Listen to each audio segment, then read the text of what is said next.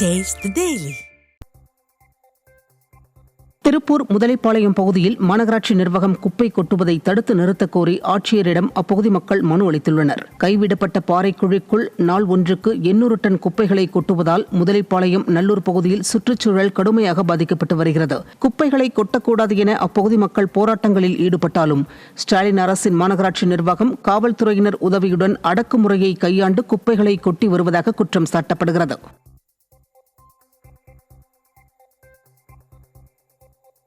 நாமக்கல் மாவட்டம் ராசிபுரம் அருகே லாரிக்குள் ஓட்டுநர் உயிரிழந்து கிடந்த சம்பவம் அதிர்ச்சியை ஏற்படுத்தியுள்ளது. குமாரபாளையத்தை சேர்ந்த பழனிசாமி என்ற லாரி ஓட்டுநர் பணிக்கு சென்ற நிலையில் கடந்த 2 நாட்களாக தனது குடும்பத்தினருடன் செல்போனில் பேசாததாக கூறப்படுகிறது. இதையடுத்து குடும்பத்தார் அவரை தேடிய போது ஆட்டையாம்பட்டி பகுதியில் லாரிக்குள் உடல் அழுகி சடலமாக கிடந்துள்ளார். விடிய ஆட்சியில் போலீசார் முறையாக ரோந்து பணியை மேற்கொள்ளாததால் மர்ம மரணங்கள் அதிகரிப்பதாக குற்றம் சாட்டப்படுகிறது.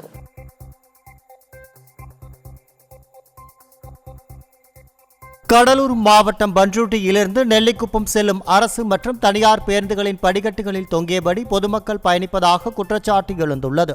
பண்ருட்டியிலிருந்து நெல்லிக்குப்பம் உள்ளிட்ட பகுதிகளுக்கு குறைவான பேருந்துகளை இயக்கப்படுவதாக கூறப்படுகிறது. இதனால் காலை மற்றும் மாலை வேளையில் மாணவர்களும் பொதுமக்களும் பேருந்தின் படிக்கட்டுகளில் தொங்கியபடி ஆபத்தான முறையில் பயணித்து வருகின்றனர். அரசு போக்குவரத்து கழகத்திற்கு பல கோடி நிதி ஒதுக்கிய விடிய அரசு போதிய பேருந்துகளை இயக்காதது ஏன் என மக்கள் கேள்வி எழுப்பியுள்ளனர்.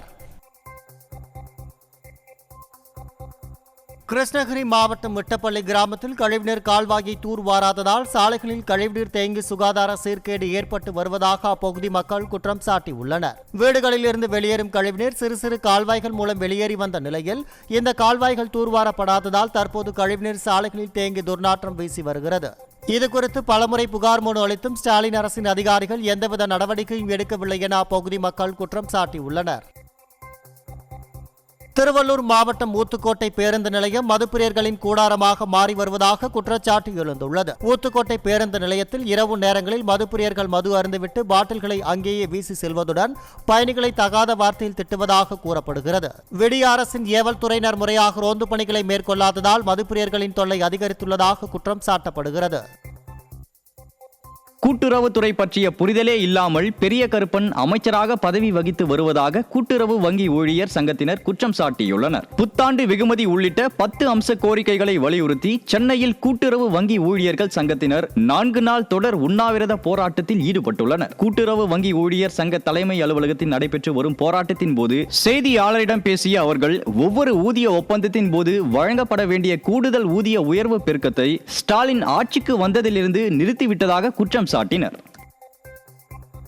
நாமக்கல் மாவட்டம் கோனூர் அருகே கல் இறக்கி அருந்தி விவசாயிகள் ஆர்ப்பாட்டத்தில் ஈடுபட்டனர். தமிழகம் முழுவதும் கல் இறக்கவும் அருந்தவும் விதிக்கப்பட்ட தடையை எதிர்த்து ஆலங்குட்டை கிராமத்தில் உள்ள தென்னந்தோப்பில் தமிழக விவசாயிகள் சங்கத்தினர் தென்னை மரத்தில் இருந்து கல் இறக்கி அருந்தி ஆர்ப்பாட்டத்தில் ஈடுபட்டனர். டாஸ்மாகை மூட வேண்டும், கள்ளச்சாராயத்தை ஒழிக்க வேண்டும், கல் இறக்கும் தடையை நீக்க வேண்டும் உள்ளிட்ட கோரிக்கைகளை வலியுறுத்தி விடிய அரசுக்கு எதிராக முழக்கம் எழுப்பினர்.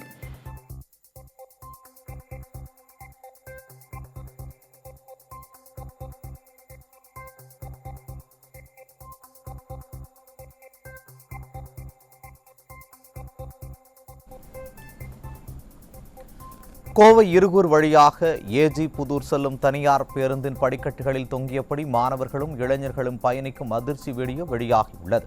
ஏஜி புதூர் பகுதியில் இருந்து போதிய பேருந்து வசதி இல்லாததால் தனியார் பேருந்தின் படிக்கட்டில் நின்றவாறு காரணம் தப்பினால் மரணம் என ஆபத்தான பயணம் மேற்கொள்கின்றனர். இந்த அப்பாவி மக்களை பற்றி கவலைப்படாமல் விடிய அரசு வெற்று விளம்பரம் செய்து வஞ்சிப்பதாக குற்றம் சாட்டப்படுகிறது.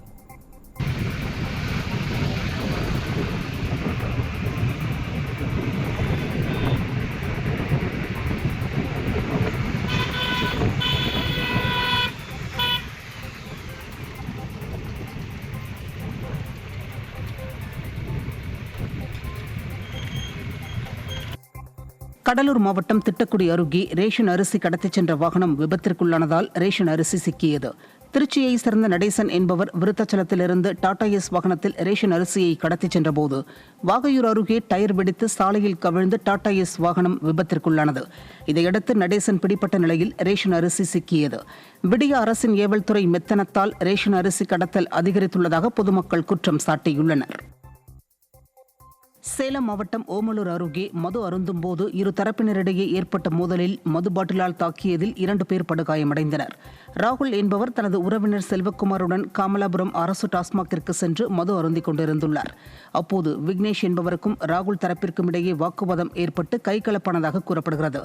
விக்னேஷ் தான் வைத்திருந்த பீர் பாட்டிலை உடைத்து ராகுல் மற்றும் செல்வகுமாரை தாக்கியுள்ளார். ஸ்டாலின் அரசு பூரண மதுவிலக்கை அமல்படுத்தாததே இதுபோன்ற சம்பவங்களுக்கு காரணம் என குற்றம் சாட்டப்படுகிறது.